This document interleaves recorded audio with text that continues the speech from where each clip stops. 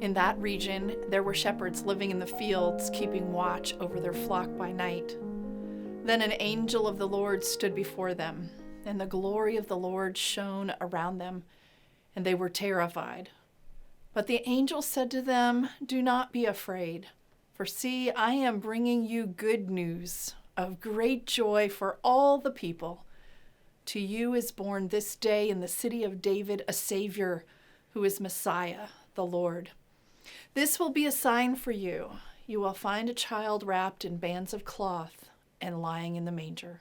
From the Gospel of Luke, the 2nd chapter. Each year, teachers and children in churches prepare the Christmas program so that our little ones get to tell the amazing story of Jesus' birth. These Christmas programs have proven over the years to be memorable moments, because we all know that things can get messy backstage when angel wings accidentally bump into one another and shepherds can't find their robe or their staff, when Mary and Joseph have to hunt for the baby doll and find a blanket to wrap it in. We never know which little angel will cry or scream for mom or dad when the bright lights and all the eyes of the congregation are focused on them. A children's Christmas program always provides us with memorable moments of joy in being together and in our children sharing the holy story of Christmas.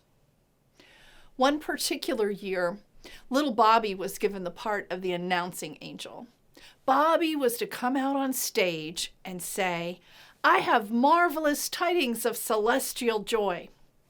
Now, those seem like hard words for a little one to me. I'm not even sure some of us adults could get that scripted line correctly spoken. But Bobby was proud and he was determined. So he practiced over and over again.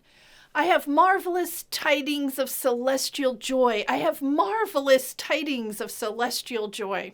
I'm sure you can imagine it, and perhaps you've even experienced some version of this story. His mom and dad were so proud of his hard work. His angel costume made from a sheet with gold and silver garland attached and beautiful wings was ironed and ready to go. Bobby was ready. And the day of the program came, and the time for Bobby's appearance came.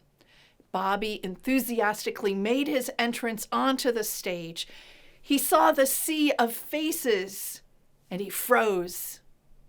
And he looked from side to side, his eyes getting bigger and bigger.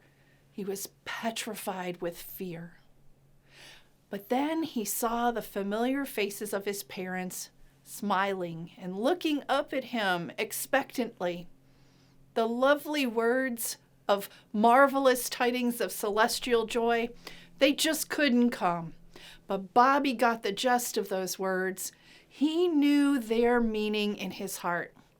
And just like children know how to do, he stole the show when he shouted out joyfully at the top of his lungs, "Oh boy, have I got good news for all of you." Indeed, the birth of Jesus is good news for all of us, of every age. Jesus is the celebration of Emmanuel, God with us.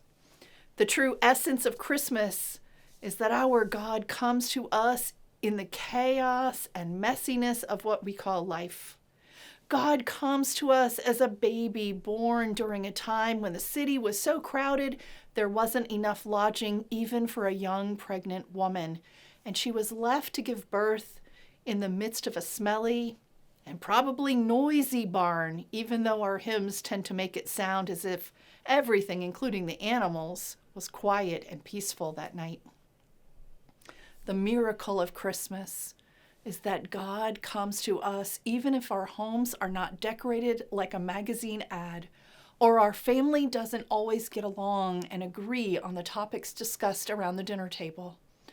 God is with us even when there has been no work and no money to purchase gifts, or so much work has been ours that we are so busy we haven't had the time to even think about presents.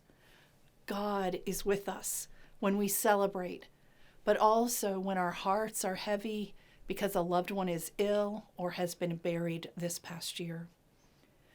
There is no stable, no home, no heart, and no place in the world or in our lives that is too poor, too remote, too outcast, or too dirty for our God to join us. This is the miracle of Christmas. We each have reason to hope and to celebrate at Christmas because God doesn't wait for the conditions to be perfect, peaceful, or serene. God comes where we are, and God embraces us as we are.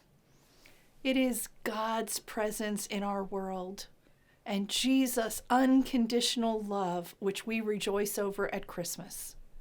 And the good news is that God remains with us even when life is messy and unpredictable.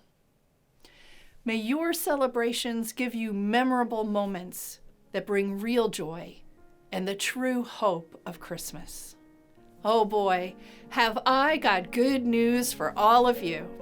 Emmanuel, Jesus is with us. Merry Christmas and blessings for a healthy and a happy new year. From our entire South Carolina Synod staff, we wish you a Merry Christmas and a blessed New Year.